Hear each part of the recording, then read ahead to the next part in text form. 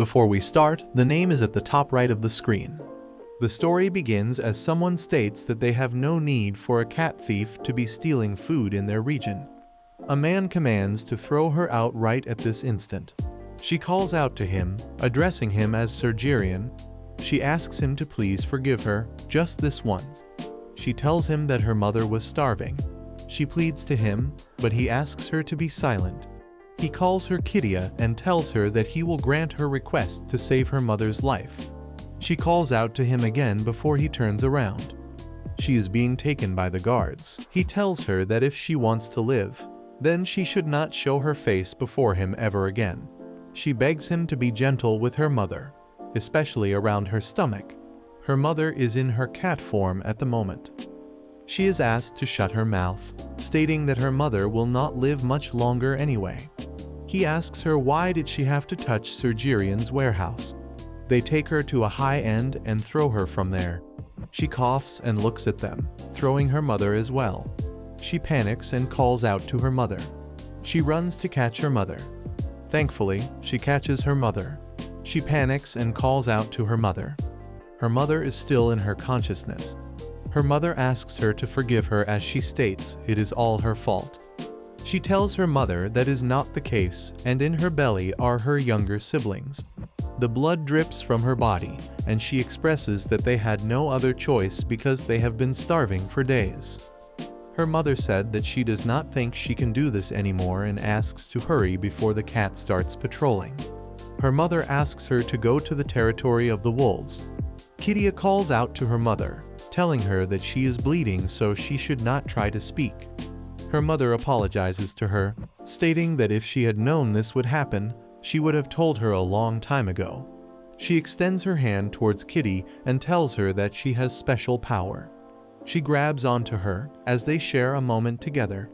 Kitty has tears dropping from her eyes. Her mother tells her that she will definitely uncover them.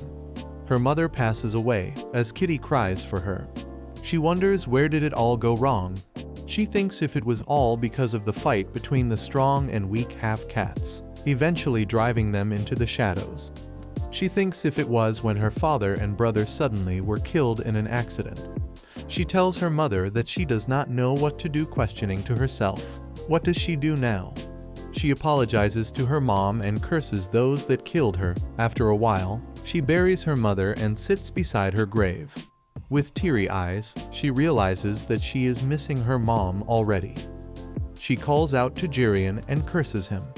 She ponders that she will stay strong and avenge her. She hears a noise from behind, but she assures herself that she is going to be okay even if she is a cat, because she is as brave as a wolf. She tells her mother to rest in peace as she begins to walk away. On her way back, it begins to rain, causing her to think of her mother. She is aware that her mom would want her to leave and find happiness, but where does she go once she leaves the cat territory? She notices them ahead as she hides behind a tree. One of the person tells young masters that they should not venture out this far just to play ball, as they might scare other people. She becomes startled as she wonders if those are half-wolves. She sees that they have gray hair just like hers. She wonders maybe she could then pass herself off as a wolf too. The person is so exhausted as he takes the young masters in the carriage. She remembers that her mother told her once that baby half-beasts look similar until they grow distinguishable features. Her mother also mentioned the wolf territory in her last words. The family that rules over the whole territory, the Grid Wolf family, is very wealthy, and she heard that they are very generous towards fellow wolves. Realizing that if they find out that she's a cat, she might get tortured or kicked out, where she knows that if she stays here, she might stop to that before she can carry out her revenge.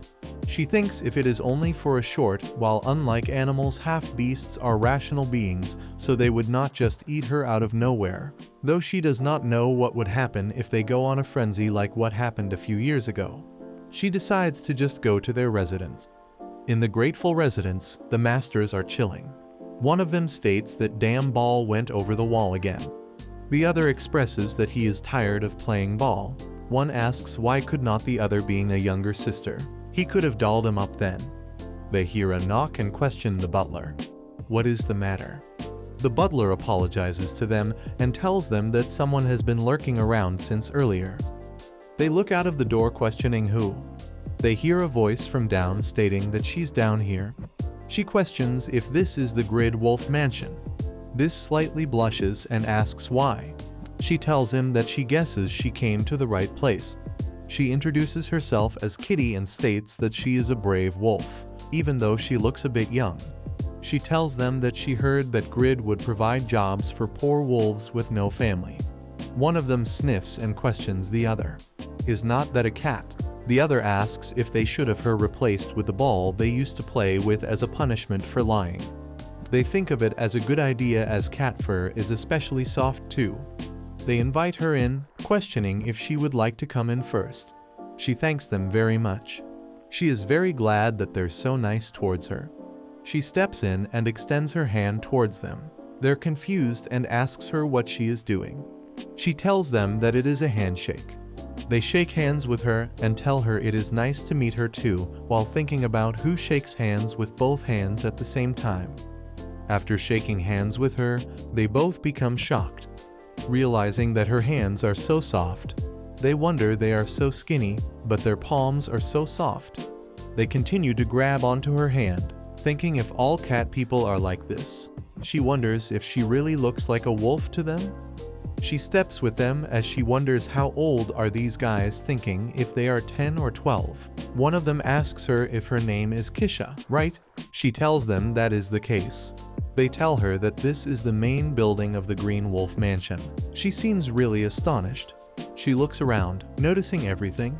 She's aware that everyone here is big and cool, and they all match this grand mansion perfectly. Noticing that her feet and the shoes of cat people are soft on the soles, so they do not make noise when they walk. She's asked if something is bothering her. She responds that is not the case at all. She is aware that her mom told her she's as tough as a wolf, even though she's a cat, and thinks maybe things will go well. She notices that they are still holding. Her hands are not there. They both blush as they stare at her. Her stomach makes a noise as she apologizes to them, telling them that she has not eaten for days. They ask her if she has not eaten. She responds that it is okay as she usually only eats one meal a day anyway. They both have a worrisome expression on their face, thinking that even if she is a cat, she should eat well, especially since she's young. They ask her why only one meal a day. They also question how did she end up at the wolf mansion. She has tears in her voice as she decides to open up. After a while, both of them are taking care of her as well as crying, telling her that they are very sorry for asking unnecessary question, and tells her she is so young and she must have been through a lot. They cannot believe that her whole family died and she was left alone. They cannot believe that someone so young like her had to survive only on spring water. They tell her that she must be tired from the long journey, so she should not worry today and just eat and rest, telling her that the food will be out soon. Before that, they also ask her if they should introduce themselves. They question what is her full name. She has no idea about it as they ask her what did other people call her. She tells them that they would call her soft hands as her palms are really soft. The board began to laugh before one of them tells Dion that he should not laugh like that as it is rude to a lady while trying to control laughing himself. He asks her. So her nickname is Soft Hands. She is determined as she tells them yes, but she can work well as she has been working since she was very young. They both are not very pleased to hear about it, as they both have her causing her to be confused. They think that at an age when she should be eating well and playing, she went through a lot. One of them introduces himself as Nantheo Greedwolf. The other one is Dion Greedwolf. She questions about Greedwolf as she is told that the Greedwolf she is looking for is their father. They tell her that he is out for a bit now, but will be back soon. She is shocked, realizing that the ones who held on to her the entire way here were the sons of Greedwolf. She tells them that she thought they were very kind. They question if she is surprised. They tease her that since they both are wolves, there is nothing to be surprised about, right? She is shocked as hell, but tells them, of course, she is not surprised at all. Started realizing that she was so surprised that her claws came out. She becomes scared, thinking if they just notice that she's a cat. They both have their eyes on her. She wonders what should she do now. They act as if they did not catch on and tell her that the food is really not here yet, so they cannot see anything because they are so hungry. She's aware now is the time when tries to make her claws go back in. After a while, they call out to her as soft hands and tells her this is a welcome greeting. They tell her that wolves treat their guests to a lot of food, hoping they will stay a long time. She's astonished seeing all the food. They ask her what does she want to eat first. She points towards the fish as Nanthio tells Dion that he was right, that the little cat, before he corrects it to the wolf cub, would use the fish first. He asks her to choose slowly. She takes a bite and tells them it is delicious. They call her soft hands. Dion asks her if it is so delicious that she wants to eat it for the rest of her life. Nanthio also asks if it is good enough that she wants to keep eating. She ponders that it is very delicious, and she has never tasted anything this good. Thinking that it melts away in her mouth. How can something be like this? She suddenly halts as her tail begins to show. She finds it bad, realizing that she must have eaten too enthusiastically. She knows that it is different from a wolf's tail, so they will notice it soon. What it takes over her as she wonders if they did not see her ugly tail. Realizing if only the tip of her tail would not have been beaten back then, Nanthio questions if Dion thinks that everyone has noticed that she's a cat. Dion responds of course she smells like a cat, and the only reason they are not bothering her is that because they are with her. They question if they can make sure that the people in the mansion do not mess with her, but they do not know how to do that. Besides, they recently hired new staff, so there is no shortage. They realize that there is no space on the staff list, but there might be a spot there and decides to quickly put her there. She is listening to them as she wonders that surely they do not mean that they would put her on a grill or something, right? After seeing her reaction, they ask her if she ended up hearing that. They apologizes to her and tells her to please continue eating comfortably. Both of them then continue their conversation. They talk about how looking closer, it seems like her tooth is not missing, but chipped from a collision. Being aware that for now the nail looks broken, so they need to disinfect it. Realizing that she also does not seem to be in good nutritional condition. To ensure she is not bullied in the wolf territory, their father, the leader of the wolves, must acknowledge her as family. They know that if their mother approves, then their father will undoubtedly approve. They question if they have seen the items mother has hidden, right? They are also aware that their mother would be happy to have a daughter. They both stare at her excitedly as she wonders why are they looking at her like that. They tell her it is just that her wolf ears are just too magnificent. Questioning if they always perk up like that when she eats something delicious. She asks them if it is not the same for everyone. They think about it for a while before they tell her. Of course, all wolf cubes are like that, and they must have forgotten because it has been too long. She smiles, questioning if that is the case. Theo asks her if he can touch her ears just once. She tells him that asking to touch ears is considered rude. But she tells them that she will allow it for the kind two of you. She leans her head as Theo touches her ears. He beams with satisfaction as Dion questions why is he looking like that. He decides to touch her ears too to see how that feels like. Both of them become so excited and turns around to questions about father's arrival, commanding to inform him that their mother also has urgent business and he needs to come back quickly. They're aware if they prepare the family register before father arrives, things will proceed faster. They find her really cute, especially looking at the baby fuzz on the tips of her ears. She is filled with dirt. She asks them what kind of person is Lord Greed Wolf. They tell her that Jackal Greed Wolf is the strongest among the wolves. He may have a stern manner and scary expression, but he cherishes his family like any great wolf would. Even leopards turn pale at the mere mention of his name. Realizing that, she turned pale too. She is dumbfounded as he questions if she would like to hear about their mother too. He tells her that Caris Greed Wolf is a magnificent wolf who was once the head of the Night Order. Knowing that she has been wanting a daughter, she asks about the daughter. Theo asks her hat she has nowhere to go and needs protection because she is young, right? So how about she becomes a part of their family? He also tells her that she is too young to take in as a maid and their mansion is the safest place in the wolf territory. She trembles, but she realizes that if Jackal Greed Wolf adopts her like Theo and Dion said, she'll be safe. But if she forgets about her family, no one will remember her mom, dad, or brother. She flinches as Theo picks her up. He tells her that he is here, so they should go as she wanted to greet Lord Greed Wolf. Dion asks if she is not scared of a wolf's howling. Is she? She tells him of course she is not, stating that she is a wolf too. The notice Jackal Greed Wolf and calls out to him. She ponders, so that's Jackal Greed Wolf. His hair and eyes are completely wolf-like. They welcome him back. Kitty trembles knowing that he is glaring at her. He calls out to Theo and Dion questioning what is that little fluff ball that they are holding. She panics about being called a fluff ball knowing that she is in her human form right now. Dion tells his father that she wanted to greet him. She nervously greets him. He observes her silently as she introduces herself as Kita, telling him that she may be young, but she is a brave wolf. She extends her hand towards him and tells him that she heard that he provides jobs for poor wolves without families. He remains silent for a while before he shakes hands with her. He gives her more of a fierce glare. Theo tells his father that he is aware that he likes her, but he should please let go of her hand now.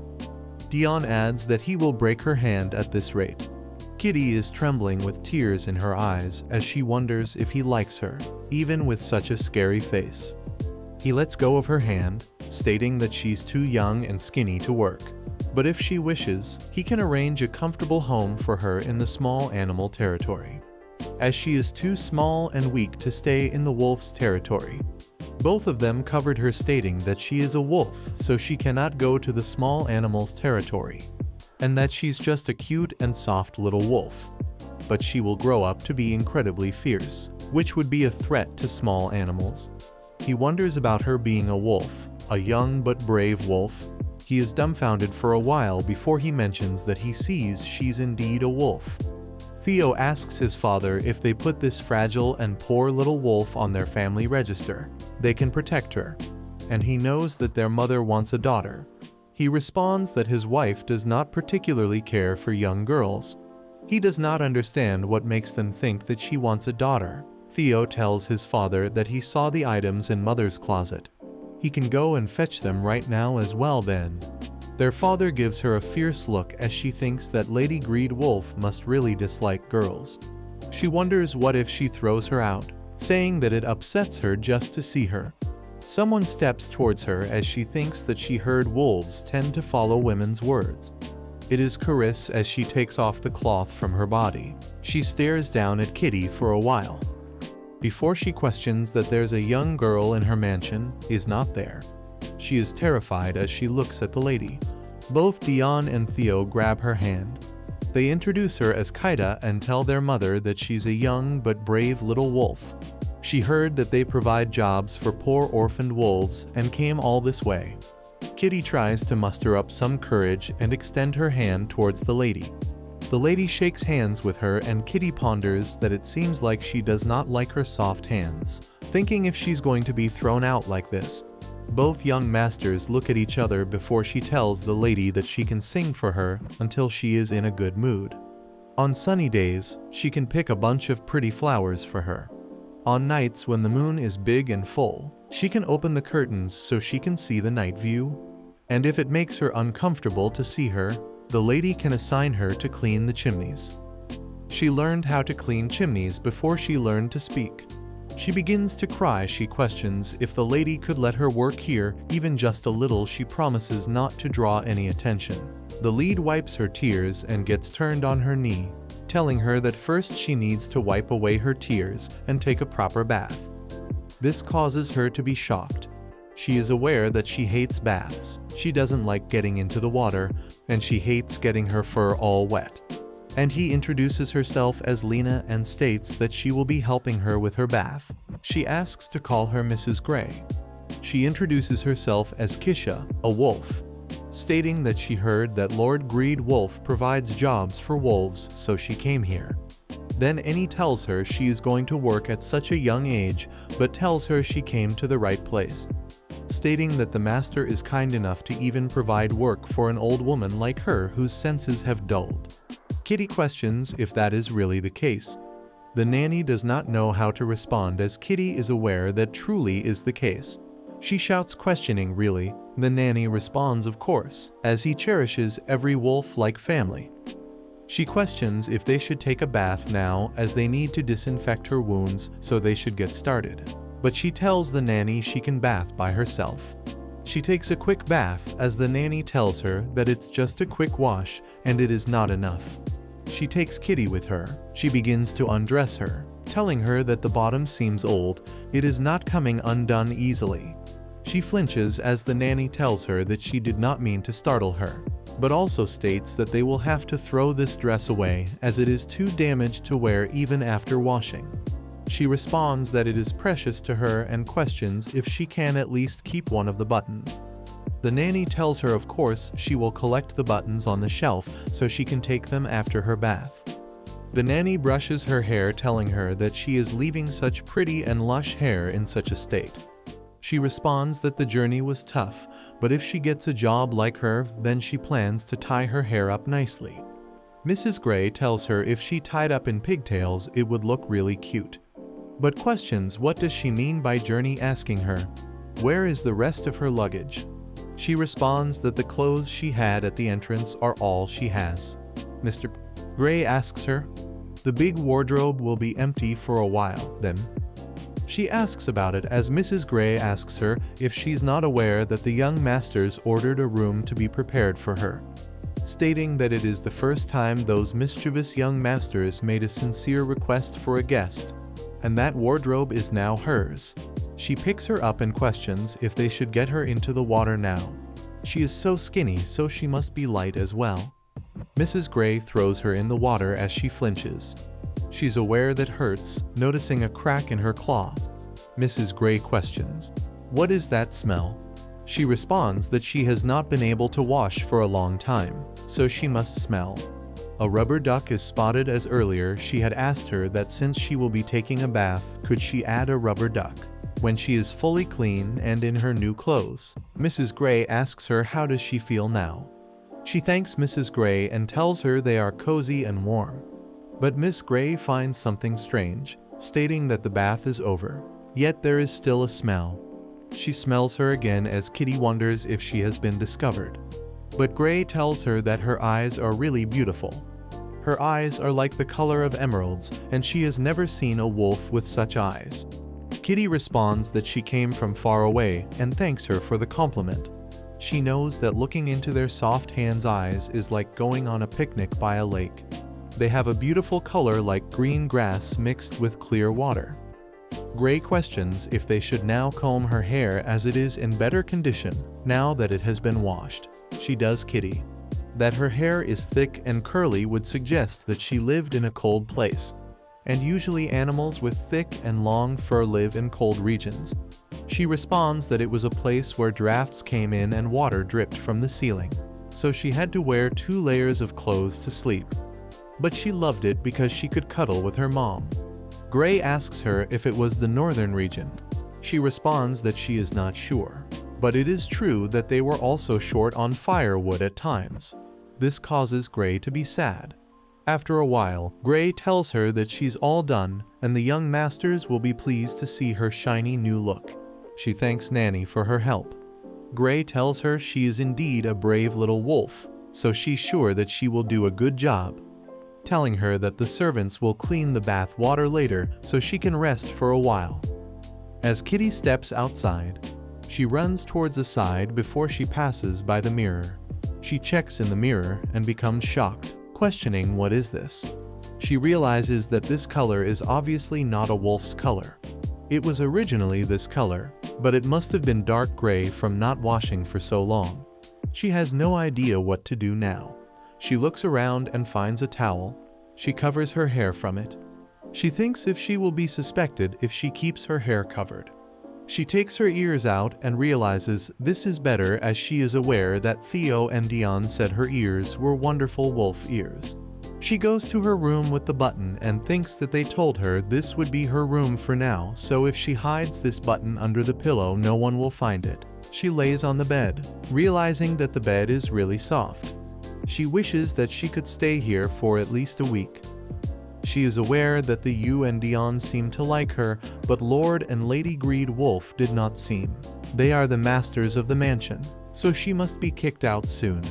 She has to wait until others arrive, but she finds it so warm and wonders if her siblings were boys or girls.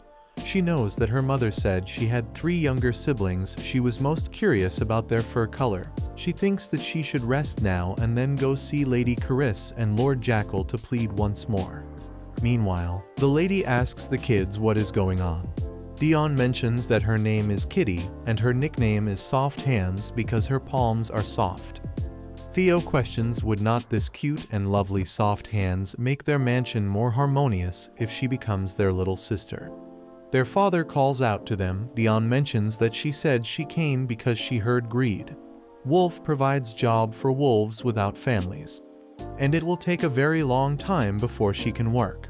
The lady asks them if they make that irresponsible suggestion of having her adopted into a wolf family. The lady calls out to them and asks them if they remember 12 years ago when the power of the blue moon caused the beast man to lose their reason and revert to beasts. 12 years ago, the gem blue moon, which only appeared in creation myths, appeared in the territory of the leopards. Hearing that a goddess possession had appeared in the world, leopards flocked like clouds to see the blue gem. But that was the beginning of a disaster, as the blue moon contained immense and primordial magic. Leopards who came into close contact with that power lost their reason and reverted to beasts running amok. Though several experiments, it was discovered that the leopards who possessed the blue moon intended to drive other animals into madness. They are told that if the large animals staying in the mansion gets mad again, no one can guarantee her safety.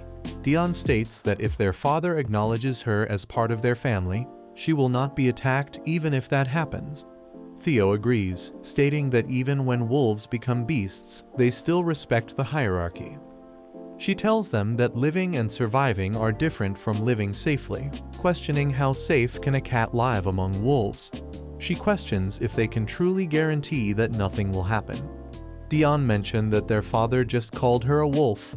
The lady becomes really frustrated, but she's told that her parents have both passed away for Soft Hands, who has no one to feed or protect her. Whether it is wolf den prone to madness or the outside world, there is no difference. The lady asks them to go outside now. Outside, the lady had tears in her eyes as she told the kids to take a breath. She has tears in her eyes as she mentions that she will come to fetch them someday. She buries them, stating that even if it is cold and scary, they should please endure a little longer. Kitty is sleeping as she is told that she fell asleep in the hallway, so he brought her in and she seems to have fallen asleep waiting for them. The lady calls out to Jackal and tells them that she had something to say. She is sorry for lying as she told him she threw away the items, but she did not. In fact, whenever she thought of her, she brought more things that a little girl could use, even though she frowned whenever she saw real little girls because they reminded her of her. But if they decided to watch this child grow, it will be painful because it would remind them of their deceased child. But they know that with this kind of tale, it will be hard to pretend to be a wolf. Anywhere will be dangerous for her, so how about they can protect her until she can stand on her own as a temporary family. The lady is happy yet scared to see her, as when she wakes up, she notices the lady calling out to her telling her that she looks happy. She flinches seeing her.